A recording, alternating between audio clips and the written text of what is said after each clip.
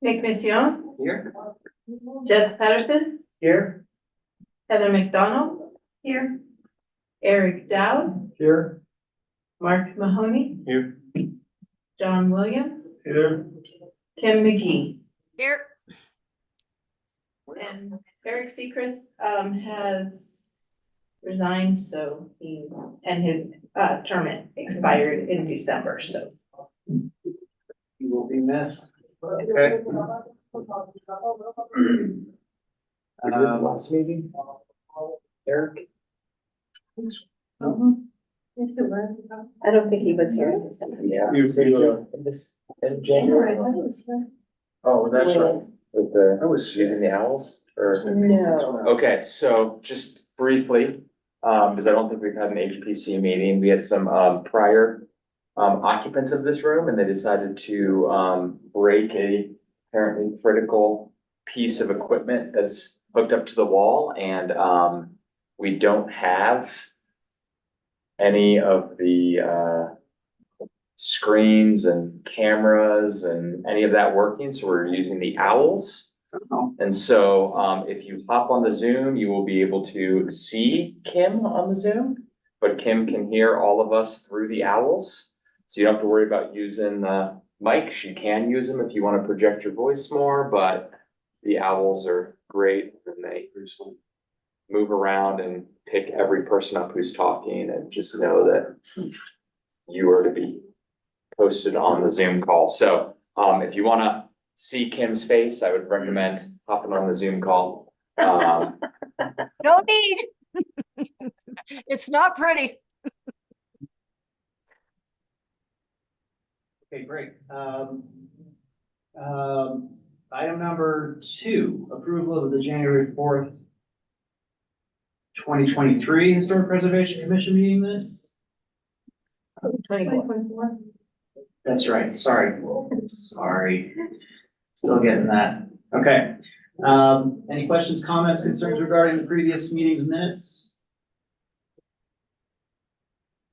No. Okay, if there are no questions or comments, I'll entertain a motion to approve the minutes from last meeting.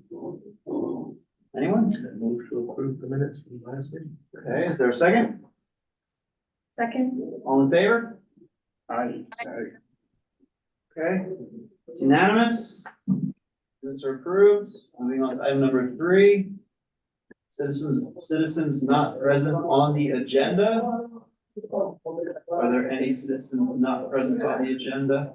No. Okay, wonderful. Moving on to item number 4. Action item 4.1, member reappointment. Eric Dowd. It's up to staff. Any comments? We have no comments. We think Eric would be great to continue serving if you guys want to continue having him. Process wise, it would be a recommendation from this board, and we would take to the board of trustees if you want to recommend Eric continue serving on the Historic Preservation Commission. I recommend. Second. Wonderful. All in favor? Aye. Opposed? Are you opposing? None, it's unanimous. Recommending approval.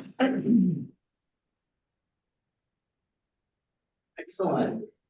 Right through this. Number 4.2, 111 Main Street, HPC courtesy review of 111 Main Street.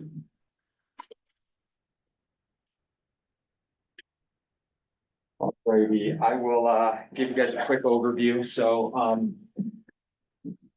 we have Bob and Rich here representing the application.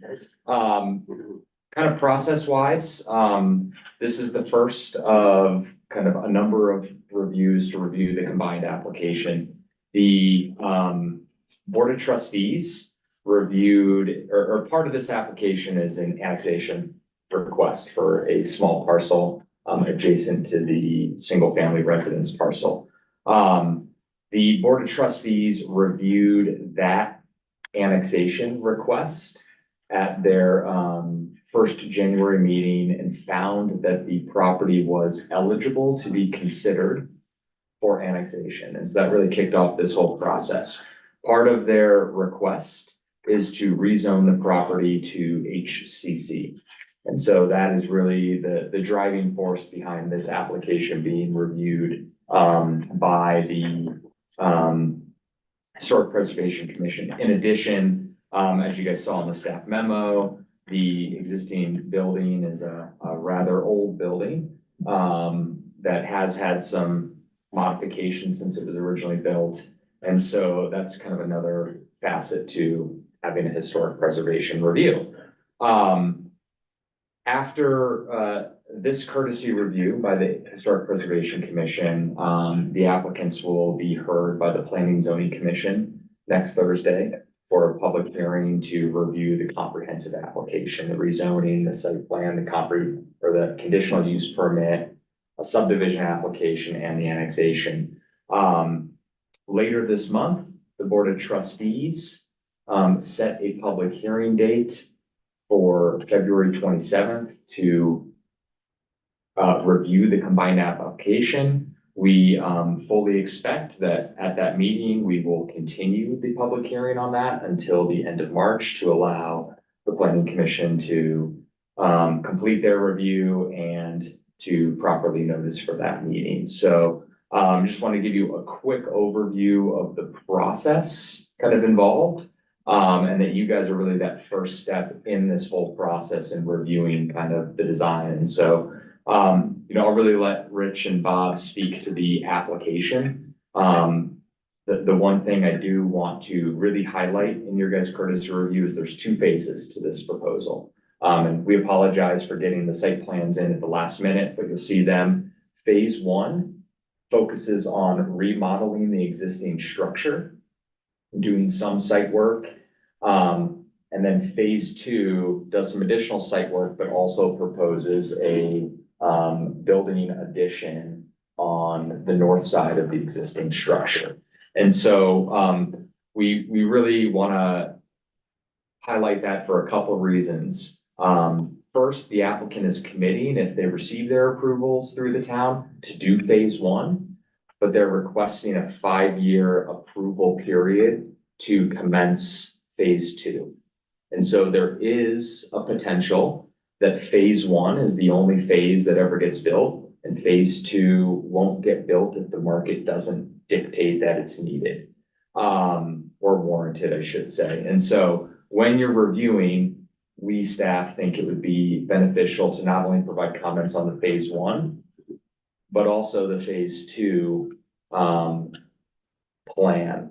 And so that they can have kind of those comprehensive comments for their courtesy review. And then those comments can either be incorporated if the applicant so chooses, or will be forwarded will be forwarded to the Planning Commission for their consideration. So really wanted to let you know about that. Happy to answer any questions on the staff report that you guys might have. Otherwise, I'd hand it over to Bob and Rich to kind of go through the proposal.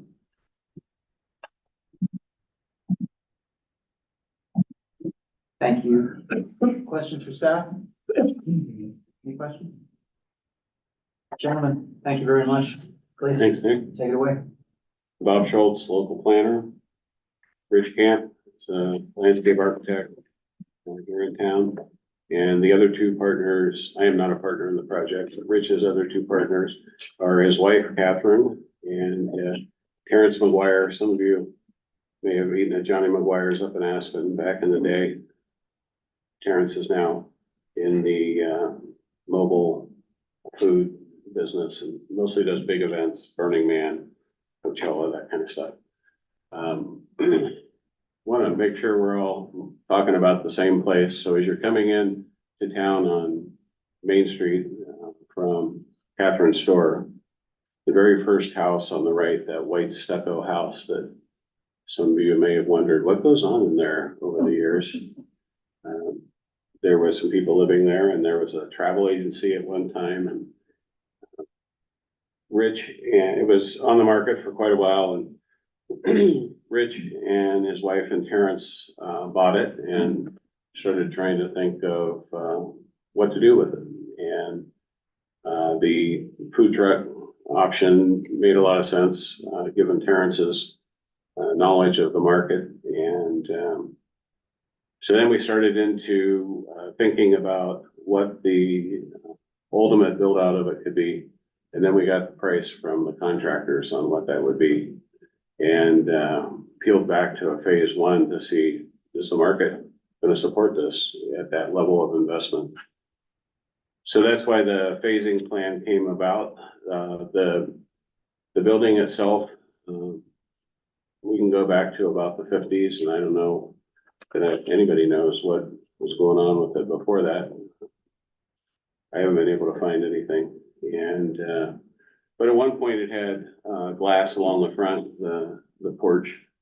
And so part of what will happen in the course of doing this is bringing that back sometime in it was the 70s. They closed it in to make a bedroom out of it.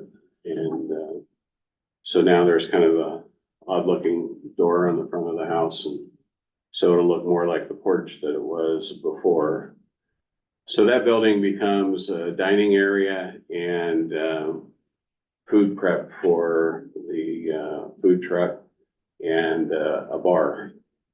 And then there would be in phase one, 3 either trailer or food trucks that would populate the eastern side of the site.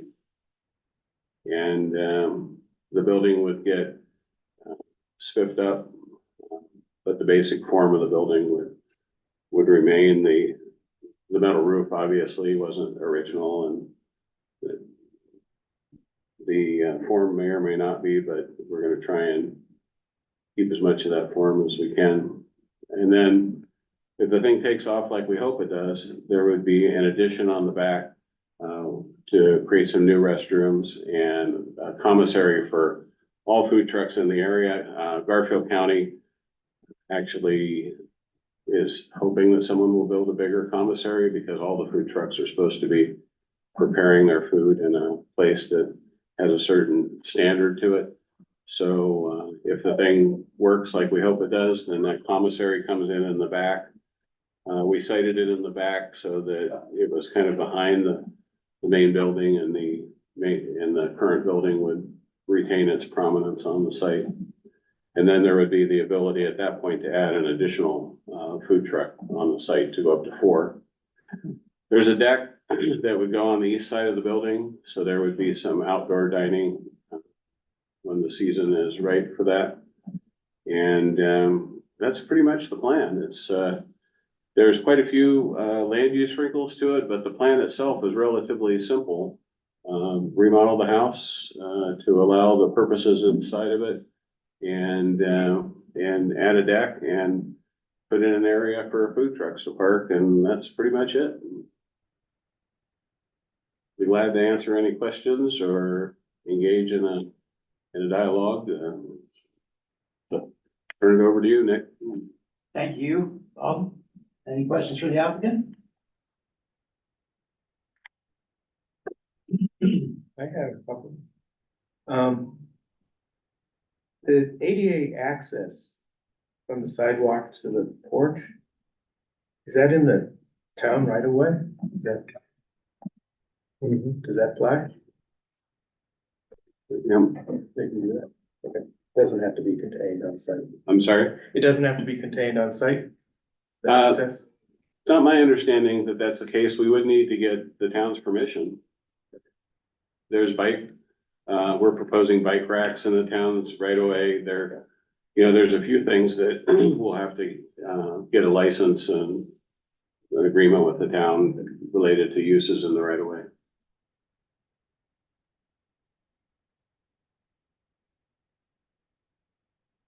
Any other questions? Question on the floor plan, actually, like, why did you decide to move the bar in the second phase? The second phase was designed first. First phase came after that, after we got pricing, and we refined the design where we thought it would address the outdoor space better. With the big garage door there on the east and having the bar on the west side, that kind of opened that whole space up into an indoor outdoor space. Okay, 'cause I was like, that's a lot more, construction, the next phase of, Yeah, so Moving that would everything around. stay in phase two, the bar would stay there and those doors would stay. okay, And most of the work would be roof and that back area. It was an addition. okay, that makes a lot more sense now, because I was like, then you're gonna do another phase and more construction, moving stuff again in there. Yeah, it's a little confusing because it's last minute kind of a change. One of the changes in phase two is to lift the roof up. It has a 7.5 foot ceiling in it now. And that would be the case for phase one. The HCC zone wants a 14 foot. We think when you put a 14 foot ceiling on that, that it's gonna look pretty weird.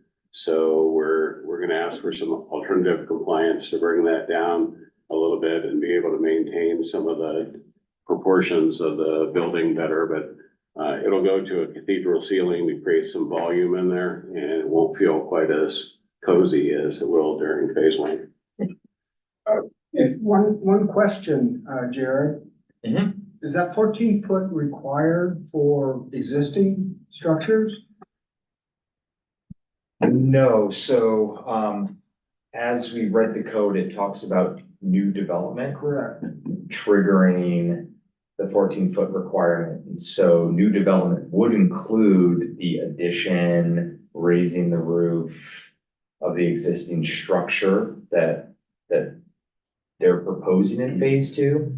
And that those changes would be considered new development. Therefore, at that point, phase two would require the compliance with the 14 foot. Just reusing the existing and doing a, for lack of better terms, a tenant finish. That is exempt from Wouldn't trigger that. having to comply with that, correct? Is there, But if you guys feel that in phase two, that the 14 foot compliance would impact the historic character of the building, I think it's worthy for you to share that information. Or if you think it would enhance, or however you think it would impact, good or bad, I think it's worth you sharing that with the applicant as well as the planning commission. Because that could help either support or not support a. I mean, it would be my recommendation, that given the fact that this originally was a residence and a residential scale, that 14 foot is counter to trying to maintain the historic kind of proportion and character. And I would think that the new construction should be commensurate with the older scale. And a 14 foot new commissary second phase may not be the best design solution. So I would allow flexibility in that regard. I've been inside that building. It's pretty cozy. I mean, it's really low. I don't even know if it's functional. It's 7.5 feet, which is the minimum you can have for a commercial space. Yeah, is there some happy medium that maybe it doesn't have to be 14, but it doesn't necessarily have to be 7.5? Is there something? So in That's our what I'm phase, suggesting. in our phase two, we're not proposing to go to the 14 feet. We're asking for alternative I compliance. see. It'll go up, but it won't go up 14 feet. And by making the cathedral, we think we can create some volume feel in there without doing that. Sorry, forgive me, I misunderstood. Okay, thank you. And it may be post 14 at the peak. Gotcha. It's a little over 16 at the peak on the outside. Doesn't seem that bad because you have the distillery like a block away. And that's 2 feet, 2 stories, isn't it? Yeah, that's So- okay. 2 large stories. So you're just kind of ramping up small to big right there. Mhm. Questions? Yeah. Well, I have some questions. In the commentary, it describes the windows that you're gonna be, replacing to, in some way, emulate the older windows that were there. But all you tell us is that they're contemporary, and I'm curious, are they double hung? Are they fixed? What are they? And, Yeah, to be clear, we noted that, there was a patio on there with windows before. We don't know that those were original, that it was always enclosed, and so the effect isn't really to try and create some past, but rather we saw the images of it from the past and thought, well, this will be a nice Yeah. look to it. And in terms of double hung, I think we probably would do casement, but they would appear to be double hung. You can do the mullions in the windows. And casement just allows you to get a lot more open window. But when they're closed, I think it would appear to be a double hung.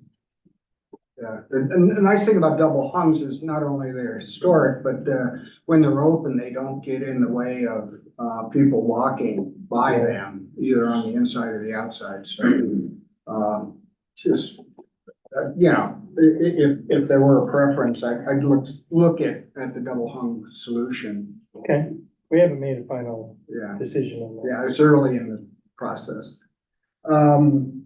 What is the deck made out of? And, its railing? We haven't specified anything yet. Thinking like a composite material, Trex type material.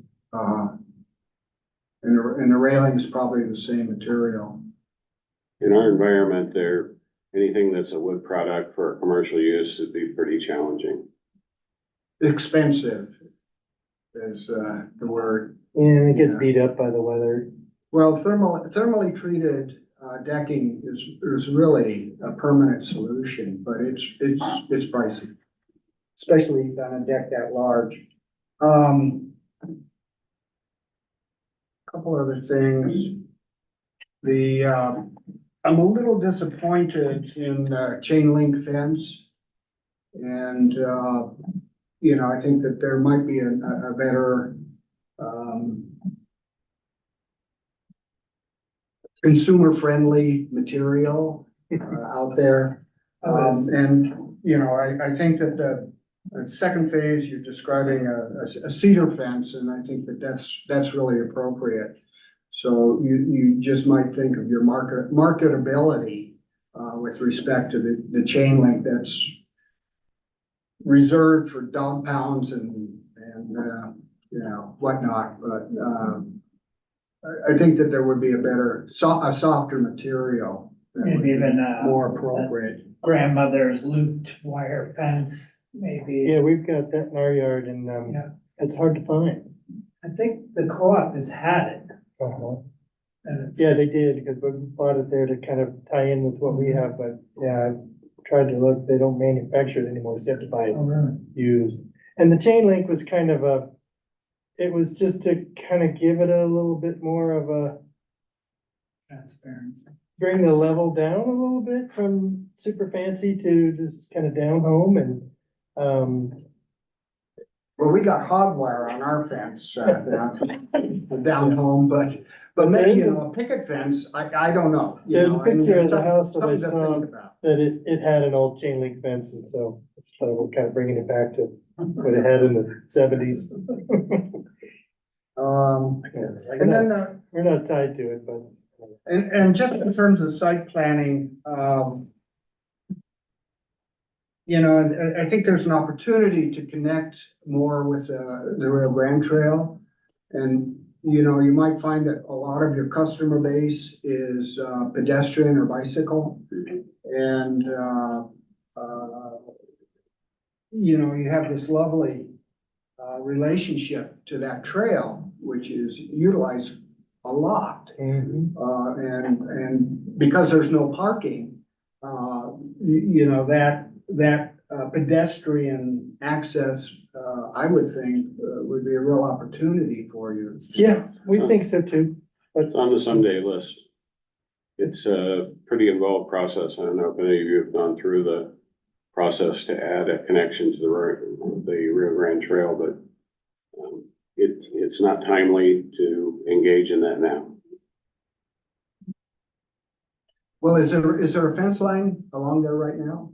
There is. There is, and there's some terrain change, so there's some things that would be involved in it, Yeah. and some drainage things that need conversation, and Yeah, so it's on the someday list, but today the question is, you guys want this? And so we'll ask the trustees and they'll tell us either, and then we can go into, greater detail on like approaching RAFTA. Kevin Shoresman, the Public Works Director, has made the same referral comment about, it'd be really great to have a connection here, and we think it would be too. It's just, that's a whole, we've got 5 processes we're going through now, so we're not ready for a 6th. well, yeah, I'm sure you've thought about that one. We're hoping that it's not too far to walk around, that's gonna deter anybody from coming in. Yeah.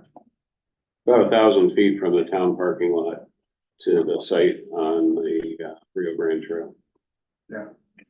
So that's gonna have to play a role in our parking, is, we need a lot of place for bikes and for people to walk, and they need to park at the town lot. I think that's a great use for this building. It's always been kind of very modest, and I think that there's a sort of scale that you need from the inside, and at the same time, I think it being on Main Street may command a larger scale as well. Wondering if, as you sort of decompose or you start to peel back some of the materials, maybe there will be something interesting there as far as an exterior material that maybe you could mimic or reuse or, Yeah, it's hard to know what that lap siding is gonna look like once you get the stucco off on it. yeah. Sometimes you find gold and sometimes you find big problems. We'll get to that. Might be nice to, use that as opposed to hardy material. I think, right now, we've kind of looked from the inside, you can kind of see. It has lath instead of plywood. So the sheathing is the lath that's a diagonal. And before they did plywood, they used lath because they didn't have plywood. And then I think the outside of that is just plywood and stucco. I think they took all the siding off. Oh. That'd be a move, yeah. So it's kind of a open canvas, I think. Yeah. We'll see once we peel back that stucco. The other thing I'm sure you've thought about, but, this kind of a facility will generate a lot of trash.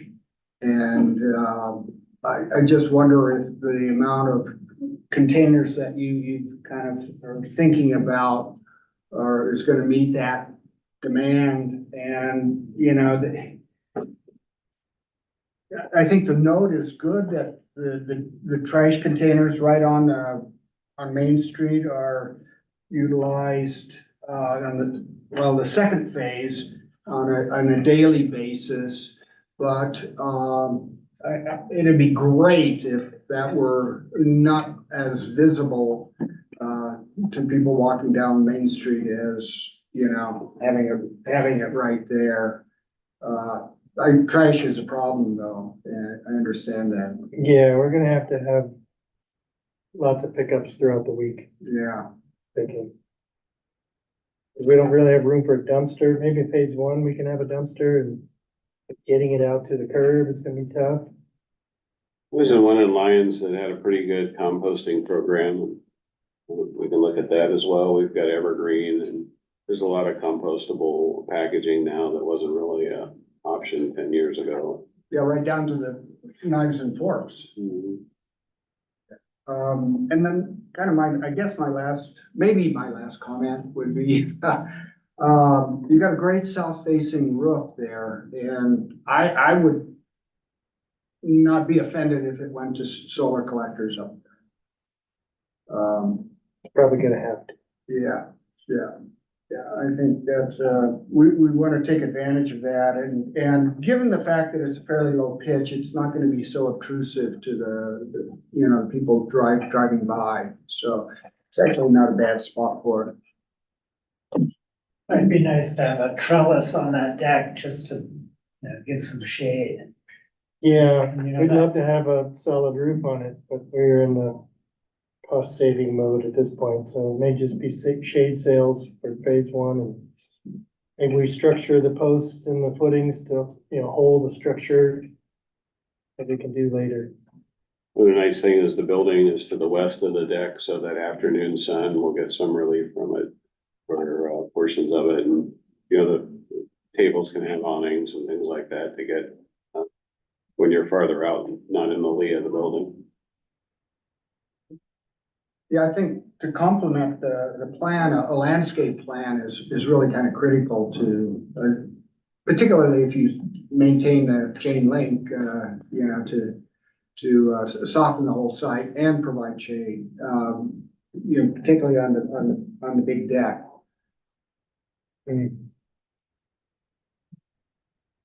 I think the project's really cool. It reminds me of a few different breweries back in Colorado Springs. Like if you go to Cerberus over on the west side, they have a yard back there where you can park your bikes and all that stuff and play, and like a fire pit and stuff like that. If you go down to the eastern side of Colorado Springs, they have H Fieldhouse, these fields.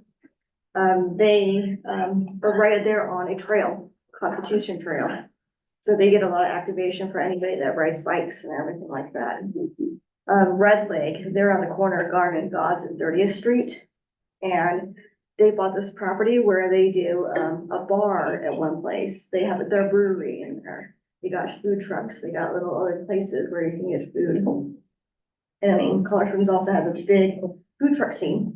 I know 2 food trucks that went and did brick and mortar buildings, and then that didn't work out after 2 years, and now they both been closed up and they're just doing food trucks again. So it's really kind of cool. I do notice Kim has her hand up, so. Kim, Thanks, Jared. Hey, I want to compliment you gentlemen. I think it's a great plan. I walk by that space every single day, at least once a day, if not twice. I think you're right on the money. Concerning some of these conversations that are going on, there are 2 big bike racks right behind the Clay Center. It's very easy to get to this space even without any changes if you're walking on the path. I think that it's a great plan.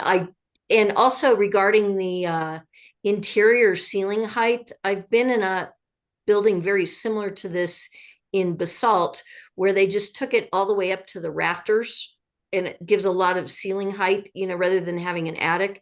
And it's great. It's you've got a nice plan on your hands, and I really appreciate it. I do have one question for you. I think that the land drops down a little bit there, and I'm curious as to how the food trucks get in there. Do you build this up and level it out a little bit, or just out of curiosity, I'm wondering how that will work? Yeah, we're gonna build up the east side, probably at the highest point, it's only 18 inches of fill there. We have a little retaining wall along the property line. Nice. Well, I think you've come up with a great idea for the space as well. I know that in the past, Marble Distillery, like when we were closing down the street so that it was just foot traffic, and sometimes when we have First Friday and things, I know that the Clay Center and Marble Distillery have had a few issues with trying to get foot traffic that far down the street. And I think this is a great solution. I really like it, and I thank you for bringing it. You're welcome. Yeah, we're hoping to activate that end of Main Street. The Clay Center is looking at some additions to their property as well, and so there may be some critical mass in the future. To that point, I agree. I mean, this is a fantastic way to activate that corner. I'm just looking for, potential other opportunities for you to even expand it. Have you had any communications with RAPTA about the east lot? What's their temperature on somehow activating even further east? We've got our hands full right now. Okay. With this process, so starting one with RAPTA is just hit me. Okay. Get the lawyers involved right away. We'll get, if the town tells us we think this is a good idea, go ahead, then we can tackle the next. I think you ought to try serving drinks over the fence. Well, I'd love to activate that area to be more of a park. And maybe it's got bike repair station, maybe it's got some boulders seating, maybe it's got a path that cuts through there, lots of opportunities. Many as people like cycle back and forth on the trail. I'm sure it's gonna be a big hit in the middle of summer. Oh, yeah. And this is the gateway to Carbondale, Sure. the back door. It's the gateway. Glad to see it's gonna go to good use. I for one think. And now that we have recycle, then people can actually get back and forth to the Sultan. That's right. Any other questions, comments for the applicant? I'm wondering what the three food trucks are gonna look like. This is historic, commercial quarter, you gonna decorate them to make them look historic, or what are they gonna be? We have, one food truck, it's not a truck, it's a trailer, and basically we'll have, different brands out of there, 3 different brands. So one day it could be Johnny McGuire's, next day it's Julio Chicken, and so we're gonna swap out the graphics on the trailer. And food, presumably. And then other trucks will be coming in and out. So it'll be a rotating menu, so we'll have different vendors come in for the weekend, or, if there's a busy time, maybe we have 2 others. So it's just gonna rotate, so you'll go online and look and see who's there, and, oh, I haven't tried that one yet, so you can show up and check it out. We're hoping to keep it kind of, fresh and new and different. How are they gonna get in and out? Off the trail? There's a curb cut in there. One of the early conversations we had with staff was about limiting the hours in which that rotation of trucks can occur. So we made commitments in our application to limit the periods of time during the day in which trucks can come in and out. Because the way they need to do a rotation would affect Main Street and for a minute or something, but we want to do it at times when traffic is at low point on Main Street. So you're not really in control of what those trucks are gonna look like? No, No, you can not let somebody who has a crummy looking truck come in, but you can't tell them you have to You're make not a gonna new. monkey out there playing the organ thing, Well, that works. something like 1900s. The rest of the town is built. well, we're hoping to, maybe we have different kinds of vendors, maybe it's not just food, maybe somebody comes in and they're selling flowers or hats. So, trying to keep it pretty open. Can't force a food truck to like confine to historic. Maybe they're selling their food and advertising their stuff. So we'll take all this under advisement and we'll next check in with P and Z and we'll just keep rolling until somebody hits us over the head and says, stop. Thanks for your time. Yeah, Thank you, gentlemen. Good Thank you luck. very much. Awesome project. I have a question for you guys. That house is sitting on a cinder block foundation. And it's obvious that there's a section of it that's a really old shack, minor shack, I'm guessing.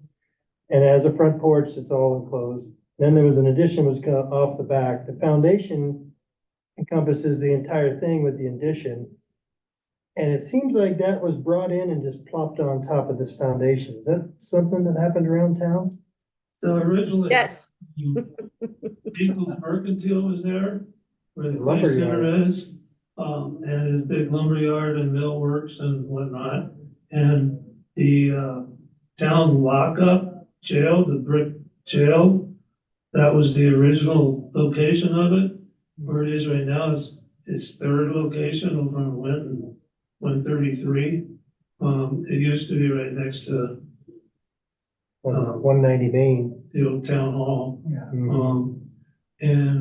So the lockup was about halfway into that block between First and, well, between Second and what's now Snowmass Drive.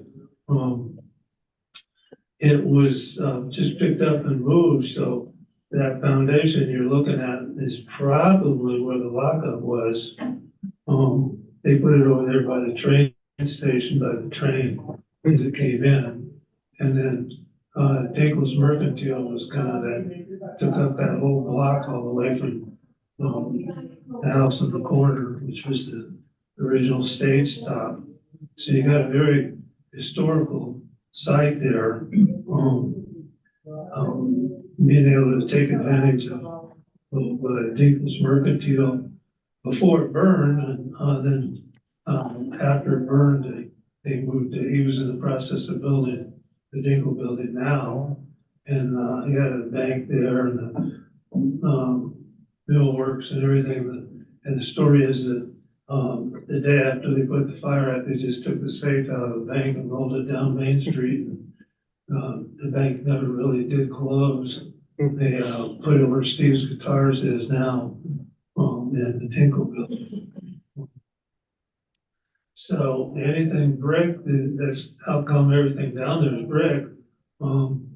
Cause, we had like 3 or 4 different fires in a 10 or 12 year period. Which kind of stopped in 1912 when they finally got underground water in the fire department, volunteers in a hose truck to be able to hook up water to put them out. So, it's probably what you're looking at. You should go to the cabin, the Historical Society's cabin on, corner of Winton and 133, where the lockup, the jail is now. And then in the cabin, they got all kinds of historical, facts and stuff. Yeah, I'd like to go check it out. Yeah, I'm just curious, like, did they go up to like Spring Gulch where they had old miners' cabins and move them into town? And all yes, that ever yes, happened? came in from Glenwood. Yeah, I moved them from all over. Okay. That clinic that's next to me, that was brought in on a train, and it was actually on the other side of the street when they moved it. Doc's house came from up there in Spring Gulch.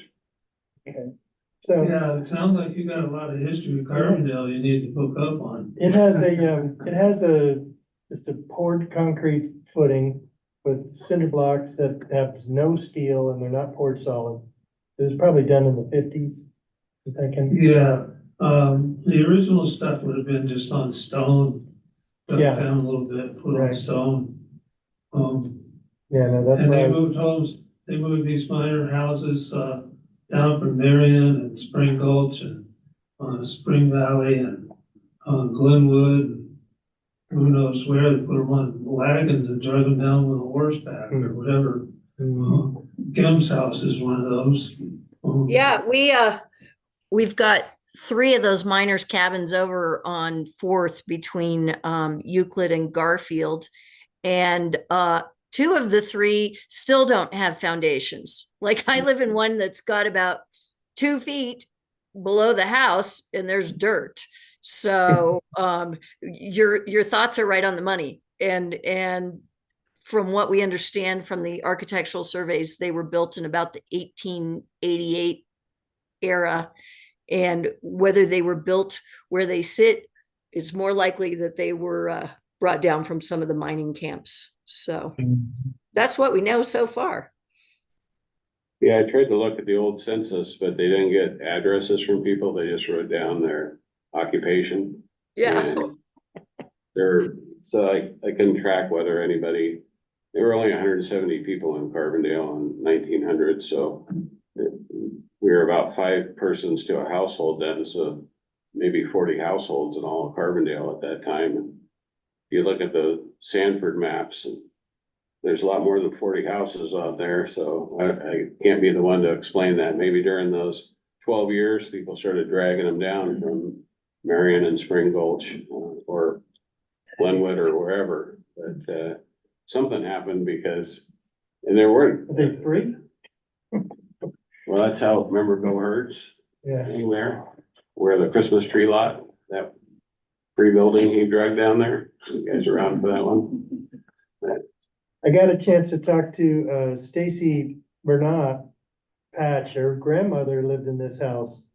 And she used to go down and hang out with her grandmother, who was Dixie Pearson. And she told me a lot about her grandmother and what she used to do there. It was pretty cool. So, Well, thank you all. Thank you, guys. Thank Sandboard you. firemen's. Bob will show you the sandboards are 1900, 1907, 1912. I almost brought one in there. The lockup is right there, on all 3 of those maps. Unfortunately, the Sanford stops at about lot 18, and this is lot 20, is it? And, my guess is there was nothing on when they did that Sanborn map, because he would have extended it out to 20, I would think, for fire, if there was a building on it at that time. Well, the lockup was right in there. It's on the sandboard maps. Right. Thank you, Bob. Thank you. Yeah. Yeah, thank you. Oh, you gotta go through the middle one, guys. Sorry. Those are locked on the outside.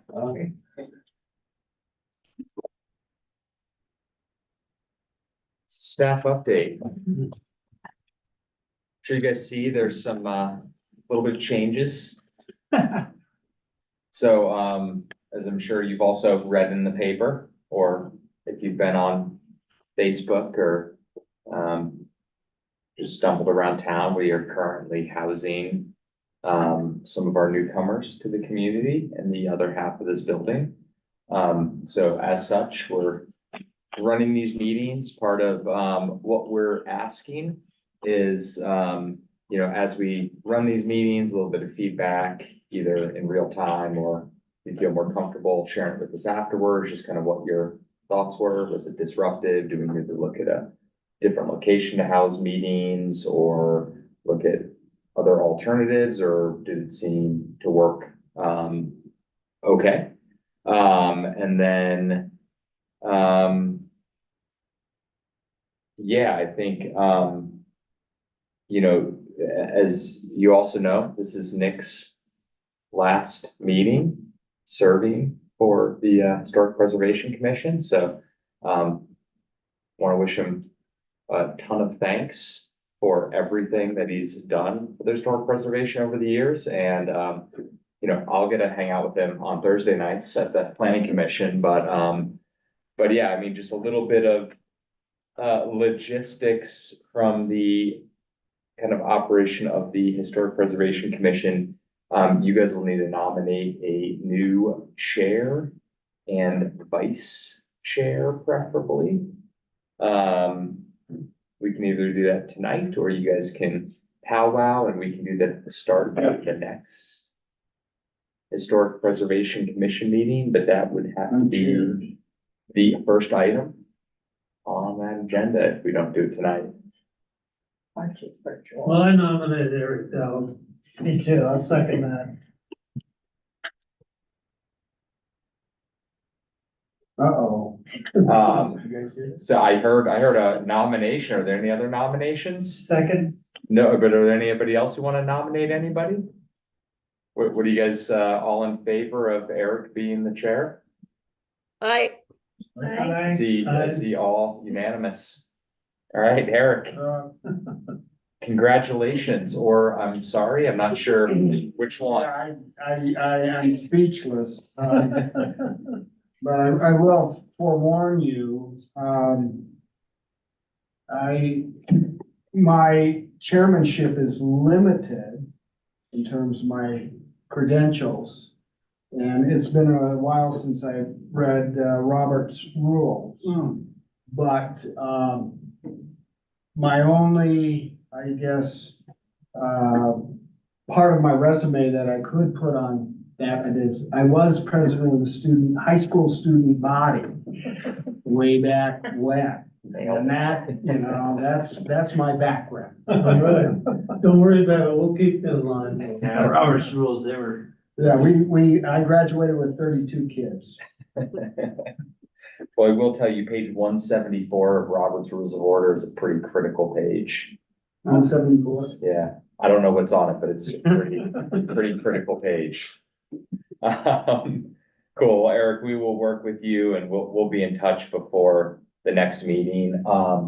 We will be having the next March meeting virtually because this area will have to be used for some police training. So dust out your Zoom if you want to. We will be available to book our small conference room if need be, because we have these owls. And so if a few of you guys want to come in person, we can still accommodate you here in town hall, but I want to let you know about that as well. Virtual would be a-okay if that's the way you guys want to go about it. What kind of training? Police training, they're doing something. Police. I don't know exactly what, but yeah, they're doing some, they had the whole area booked, and then with our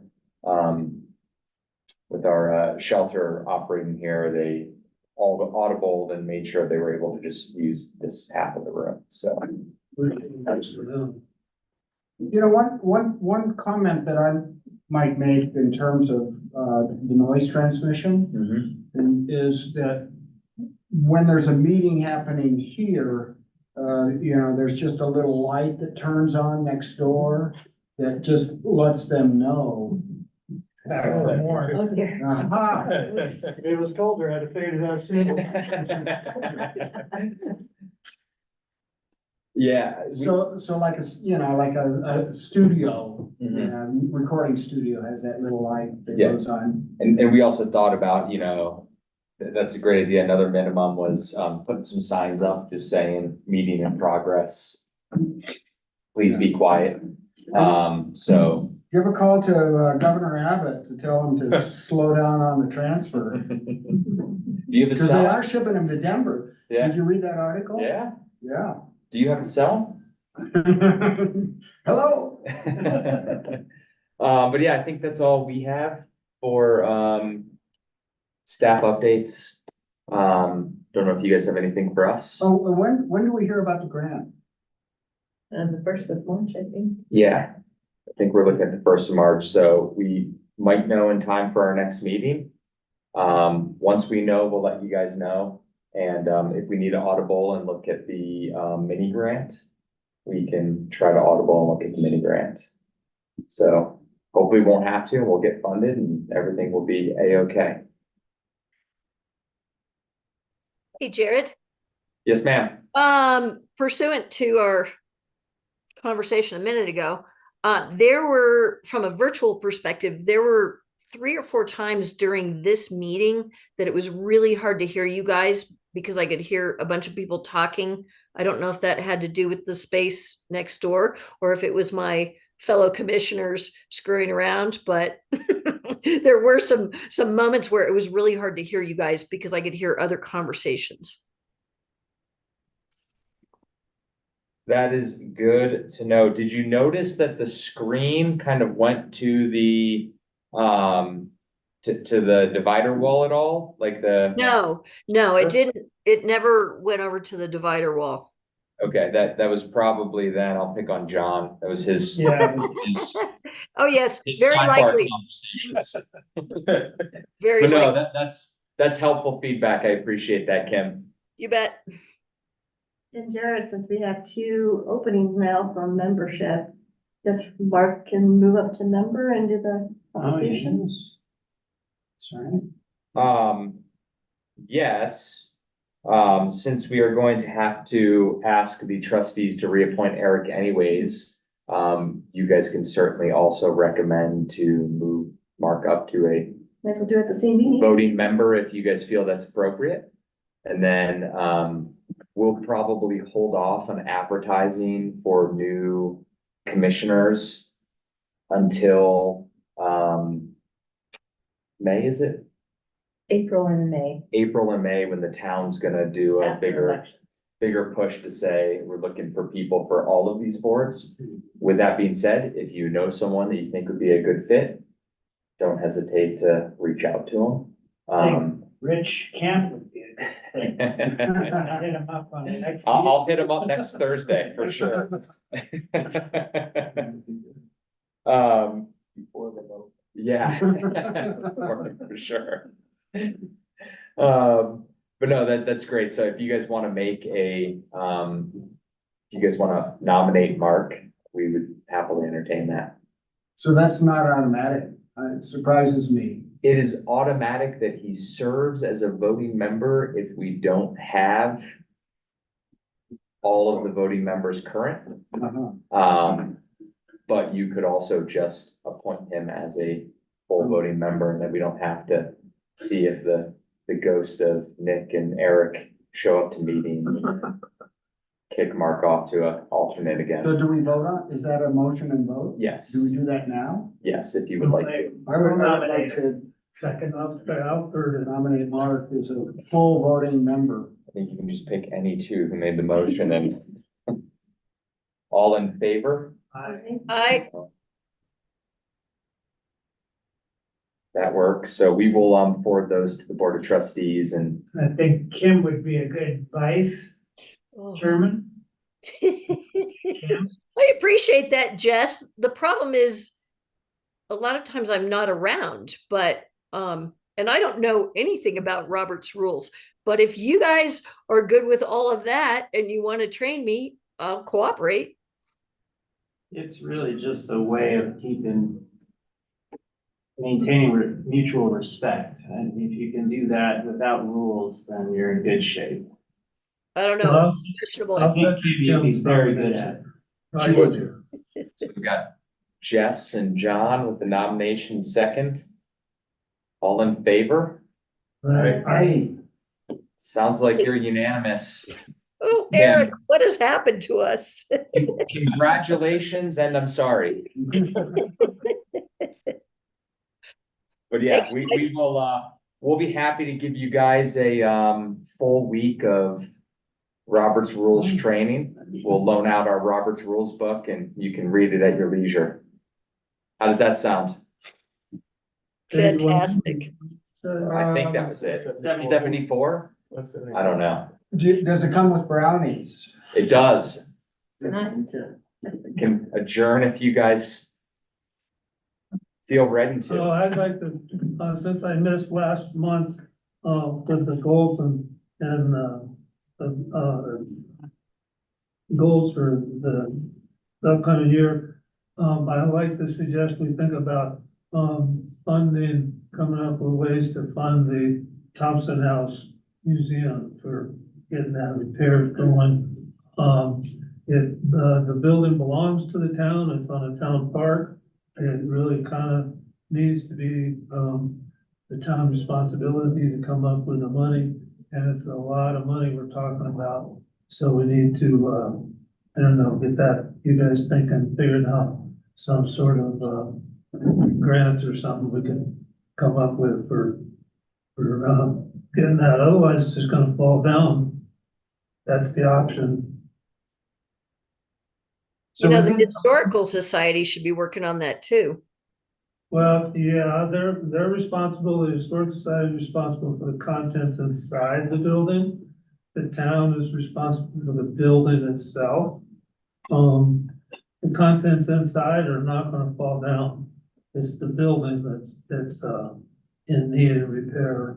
So the Historical Society, if and when we ever come up with that money to do the repair, which several years ago, it was $750,000. I'm sure it's gone up since then.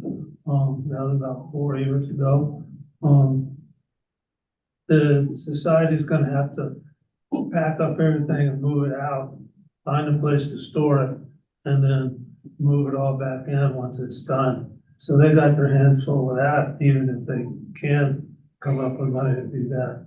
So the town, we need to come up to, preserve the one and only national, the structure on the National Registry for Historic Places.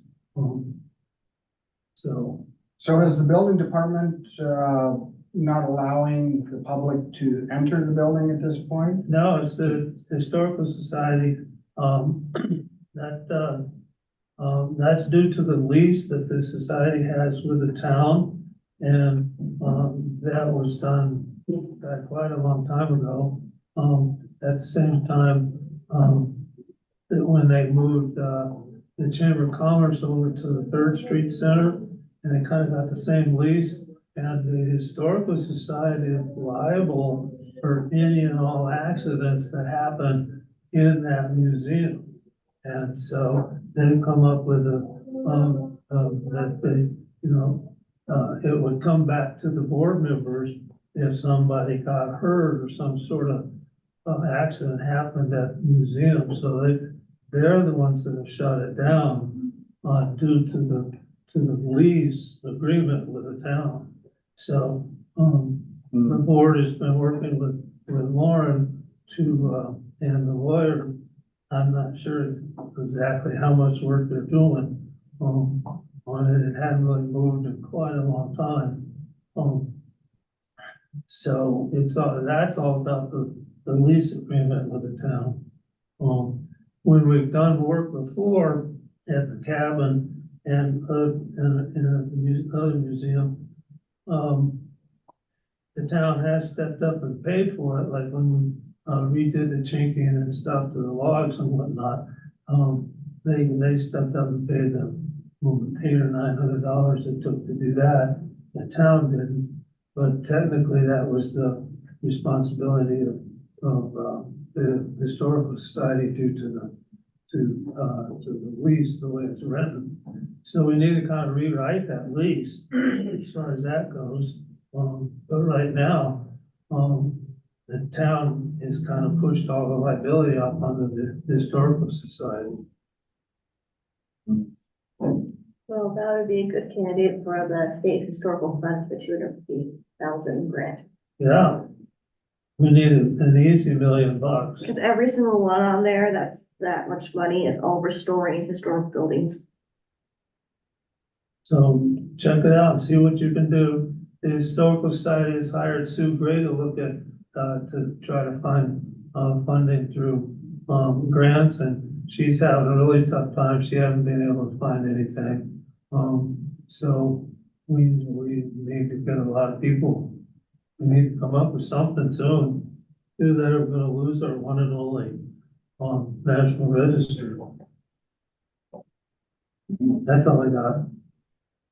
Hopefully we can get that on our, as one of our goals for 24. I think it's certainly something to say we could, look at what options are out there. I would say it's probably highly unlikely that we would have funding secured in 24, but I think if we can at least find a few pathways that may, lead to funding, I think that could be a good idea. And I think, Heather, it's kind of what you're talking about, looking maybe at some of those state or national grant There's gotta be something programs. for HUD or something like that for National Register one. It'd be good to get a scope of work in terms of what actually has to. There's already. The building Yeah. They've needs. done. And so I They do have think that. we can likely share that with you guys at a future Yeah, we meeting. got that. That was, So you can at least be aware of those issues. It's mostly structural issues. Yeah, back when Jay Harrington was manager, and Susanna Reed, the historical architect in Aspen, they got structural engineers down out at the house and went through the whole thing and dug into some of the plaster walls and looked all around the attic and came up with $750,000. That was about 4 or 5 years ago, I guess, somewhere in there. At Is it the done time, so there is a like, plan, We there need is. to like do it in phases. Yeah. Start with foundation. So, and whether, you know, because the thing was built in 1885 and 87 and back then it was great. It's, you know, lasted a long time, but it can't be expected to last forever. Just so you know, it's pretty cool. They built a single story building to start and then put a roof on it. And then, I think in, 1890 or 92 or so, they took the roof off, set it over here, built the second floor and put the roof back on top of it. It just seems amazing that they could do that without our monster cranes and stuff. You know, they were pretty smart boys back then, boys and girls. Way stronger than us today. Yeah, pretty sure. So anyway, that's another one of the problems we have with shoring up the building. So, When do we give our annual report to the trustees? That is usually the fall, I believe. Okay, well, we better get our act together on that. I'll have to look back. I think most of them occurred in the fall time. I don't know if you remember. Nick, I don't remember. yeah. Sounds I'll right. have to look at that, but yeah, I wanna, That's pretty typical. I think one time we were over at the Third Street Center. When there was, I think this was being used for an election and so November is kind of what I'm, is that during COVID?